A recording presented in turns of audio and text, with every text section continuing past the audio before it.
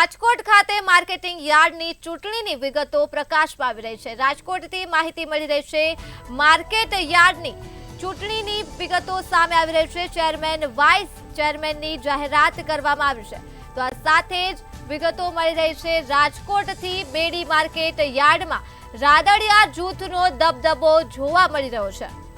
તો રાજકોટ માર્કેટિંગ યાર્ડના ચેરમેન તરીકે જયેશ બોગરાની નિયુક્તિ કરવામાં આવી છે। તો આ સાથે જ વાઇસ ચેરમેન તરીકે વિજય કોરાટનું નામ પસંદ થયું છે।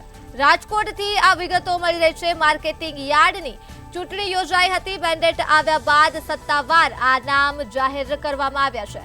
ચેરમેન તથા વાઇસ ચેરમેનની જાહેરાત કરવામાં આવી છે રાજકોટ ખાતે। તો આ સાથે જ બેડી માર્કેટ યાર્ડમાં રાદડિયા જૂથનો દબદબો જોવા મળ્યો છે।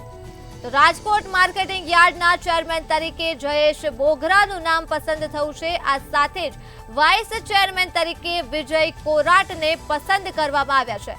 રાજકોટ માર્કેટિંગ યાર્ડ ખાતે ચૂંટણી યોજાઈ હતી ત્યારે ચેરમેન અને વાઇસ ચેરમેનના નામની જાહેરાત કરવામાં આવી છે।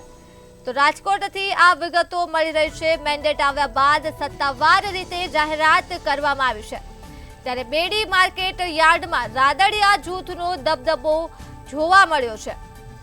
રાજકોટ માર્કેટિંગ યાર્ડના ચેરમેન તરીકે જયેશ બોગરાનું નામ સામે આવ્યું છે અને વાઇસ ચેરમેન તરીકે વિજય કોરાટની પસંદગી કરવામાં આવી છે।